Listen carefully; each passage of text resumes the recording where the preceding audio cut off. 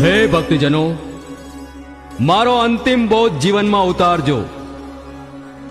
ગતના ગોઠીએ વાદ વિવાદને નિંદા ચેષ્ટા કોઈની કરવી નહીં. ગુરુ સેવા એ પ્રથમ પદ જાણો.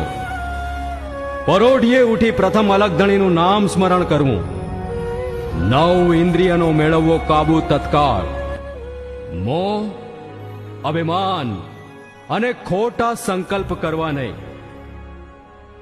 અભિમાન અને અહમ છોડવા. વાણી વધતા હંમેશા વિચાર કરવો. શ્રદ્ધા રાખજો, હું છું સૌનો અંતર્યામી અને હું છું ભક્ત રક્ષણહાર.